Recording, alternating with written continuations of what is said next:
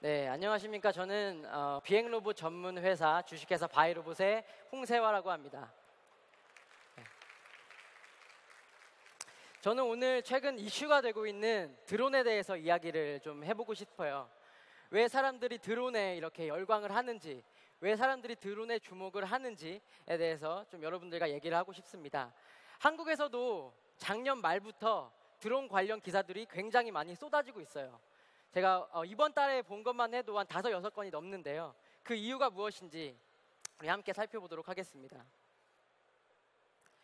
여기 보시는, 앞에 스크린에 보시는 드론이 드론계 애플이라는 중국의 DJI사의 팬텀 이라는 드론입니다. 현재 상업용 드론 시장의 60% 이상을 점유하고 있는 이 DJI라는 회사는 2006년 홍콩의 한 젊은 공학도에 의해서 창업을 하게 됐습니다. 2011년 매출이 420만 달러, 2014년 매출이 1억 9천만 달러, 올해 예상 매출은 약 10억 달러입니다. 또한 올해 초에 7,500만 달러라는 큰 규모의 투자를 받아서 큰 이슈가 됐는데요. 다음은 미국 회사입니다. 롱테일 경제학이라는 유명한 경제 이론을 창설한 크리스 앤더슨이라는 그 창업주가 2009년에 설립한 3D 로보틱스라는 회사입니다.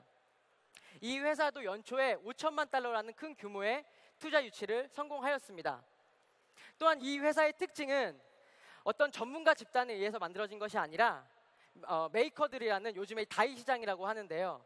그 취미용 드론을 하는 사람들이 모여서 그 커뮤니티에 의해서 탄생한 회사입니다.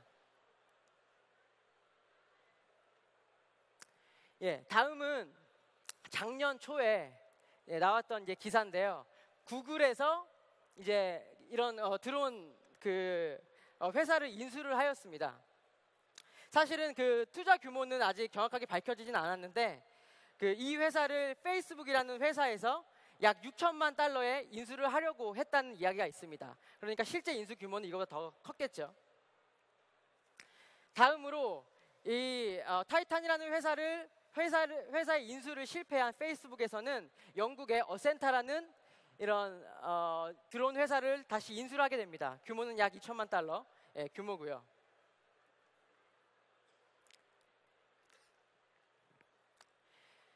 저는 이 상황에서 왜 사람들이 이렇게 드론에 집중을 하고 이런 큰 기업에서 왜 드론 회사를 인수를 하는지 그 이유를 지금 얘기를 하고 있는데요. 저는 사실 드론에 대한 인식을 이 시간 좀 변화를 하기 원합니다. 앞에 보시는 드론이 저희 회사에서 개발한 드론 파이터라는 작은 무인기입니다. 저희는 드론이라는 용어가 나오기 전부터 이 드론이라는 제품을 보시는 바와 같이 플라잉 모바일 로봇이라는 개념을 가지고 저희는 접근을 하였습니다. 지금 앞에 달려있는 초소형 카메라로 여러분들의 모습을 촬영을 하고 있습니다.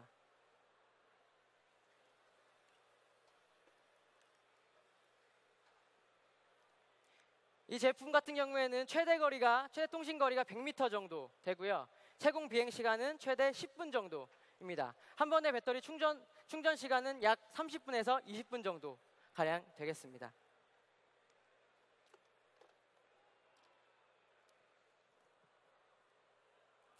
사실 로봇이라고 하면 인간이 모델인 기계입니다. 또한 어떠한 분야에서는 인간보다 더 뛰어난 퍼포먼스를 나타내게 되는데요. 최근 로봇의 발전 방향을 보면 크게 3가지 특징이 나타나게 됩니다. 첫 번째는 스스로 생각하고 행동하는 자율성. 두 번째는 많은 정보를 수집하고 전달하는 이제 정보 단말기화. 또 마지막 3번째로는 로봇 간 서로 소통하고 대화할 수 있는 네트워크화입니다.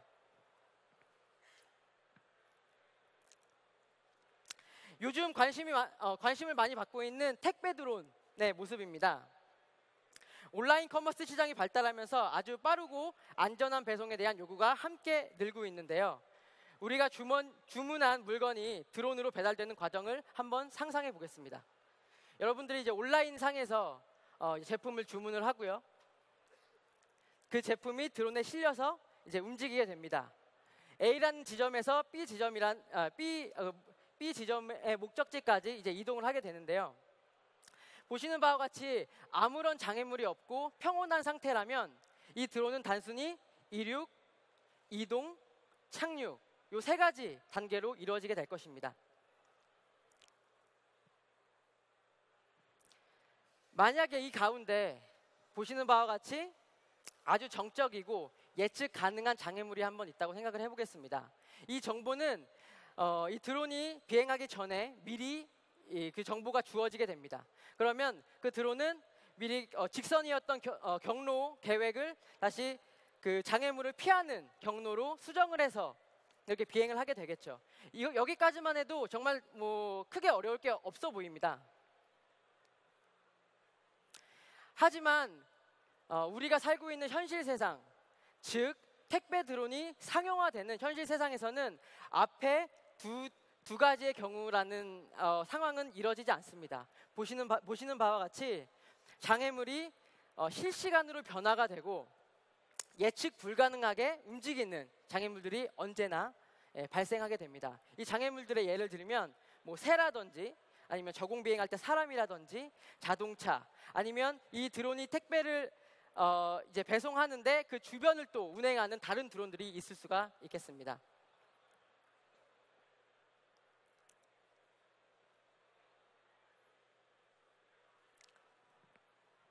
자, 이 드론 택배에서 본 것처럼 우리가 이 드론의 분야에서 또한 로봇 분야에서 가장 이슈가 될 이제 분야가 AI, 즉 인공지능 분야입니다.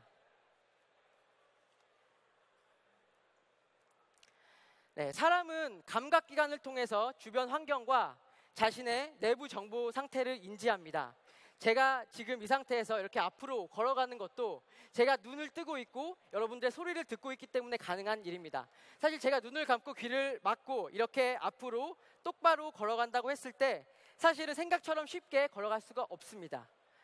아까 말씀드린 것처럼 로봇이 인간을 닮는다고 했을 때 첫 번째로 중요한 것이 이 인지 능력입니다.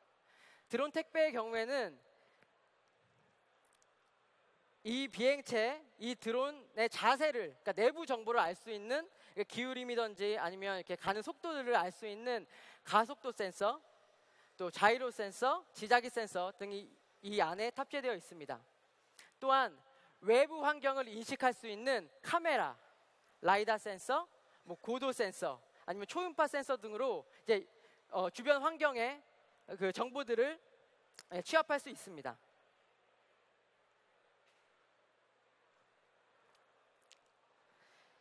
네, 두 번째로 중요한 부분이 이 감각기관을 통해서, 즉 다양한 센서들을 통해 얻어진 정보들을 서로 통합하여 현재 자신의 위치와 주변 환경 구성물들에 대한 정확한 위치를 파악하는 것이 매우 중요합니다. 최근 가장 활발하게 연구되고 있는 이 로컬라이제이션 분야의 한 영역입니다. 보시는 바와 같이 그 실시간으로 그 위치를 인식해서 매핑하는 이제 기술인데요. 로봇에 장착되어 있는 각종 센서를 가지고 이제 외부 환경을 인식하기 시작합니다. 이 로봇이 출발하기 전에는 지도에 대한 정보, 환경에 대한 정보가 아무것도 없습니다. 그러니까 정말 미지의 세계를 이 로봇 스스로 로봇에 탑재되어 있는 센서만을 가지고 이제 탐사를 하고 인식을 하는 그런 기술입니다.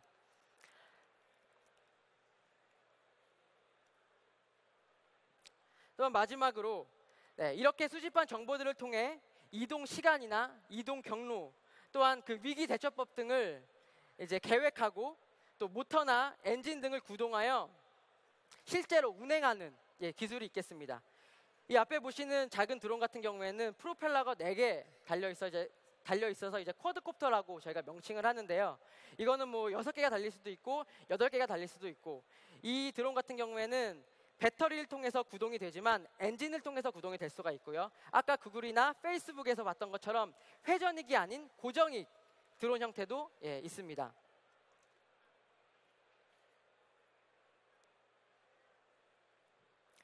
앞서 말씀드린 이 드론에 적용된 기술 분야들은 단순히 이 비행 로봇 드론에만 적용되는 것이 아니라 여기 앞에 보시는 지금 구글에서 진행 중인 무인차에도 그대로 적용되는 기술들입니다.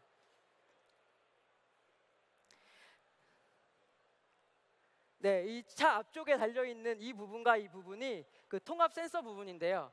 여기는 이제 카메라도 달려 있고 레이저를 쏴서 주변 환경의 거리를 측정할 수 있는 이제 레이저 센서도 함께 달려 있고요. 뭐 초음파 센서 이런 것들도 함께 달려 있습니다. 이런 센서들의 그 통합 센서를 통해 들어오는 정보를 수집하고 또한 수집된 정보를 통해서 스스로 판단하여 이 자동차가 움직이게 됩니다. 여기서 중요한 것이 이 스스로 판단되어 움직여서 수집된 운항 정보들을 클라우드 상에 있는 데이터 서버에 이제 올리게 됩니다. 그렇게 되면 혼자 이제 습득했던 그런 정보들이 다른 무인차들과 함께 공유가 되는데요. 이것이 아까 제가 말씀드렸던 드론 로봇 특징의 세 번째 네트워크화에 해당되는 부분입니다. 예, 보신 바와 같이 이 무인차에서도 혼자 스스로 운행하는 자율화, 또 여러 가지 센서를 통해서 외부 정보를 수집하는 그 정보 단말기와 또 로봇 간, 자동차 간 서로 대화하고 정보를 공유할 수 있는 네트워크화, 이 세 가지 특징을 보여주고 있습니다. 네, 마지막으로 드론의 시장 전망입니다. 사실 드론이라는 제품 이 판매만으로도 상당한 지금 시장 규모를 형성을 하고 있습니다. 하지만 이 드론에 적용되는 앞서 말씀드린 핵심 기술과 항공 역학 기술은 이제 차세대 기술 시장을 이끌어 나갈 다양한 분야에 적용될 수 있을 것입니다. 또한 이 적용된 각 요소 기술들이 상용화되어 독립적인 시장을 또 형성할 수 있습니다. 또한 마지막으로 가장 중요한 것이 구글과 페이스북이 왜 드론 회사를 인수하였는가, 여러분들 뭐 예측을 많이 하실 겁니다. 사실 이 드론이라는 기술이 독립적으로 사용됐을 때도 부가가치를 충분히 낼 수 있지만 이 드론이라는 기술이 인공지능을 기반으로 한 서비스 생태계, 에코시스템의 한 부분으로 작용을 했을 때 더 어마어마한 부가가치를 창출할 수 있을 것으로 생각을 하고 있습니다. 네, 이상으로 이제 발표를 마치겠는데요. 제가 아까 말씀드린 로봇의 세 가지 발전 방향에 대해서 자율화, 정보 단말기와 마지막으로 네트워크화, 그리고 이 드론을 단순히 드론 하나로만 볼 것이 아니라 전체 에코시스템 상에서 봐야 한다. 이 두 가지 관점을 가지고 이제 앞으로 드론의 미래, 드론의 발전상을 여러분들이 예측을 하신다면 지금보다 더 나은 드론의 미래를 여러분들이 예측하시고 이제 만나보실 수 있을 것입니다. 예, 감사합니다.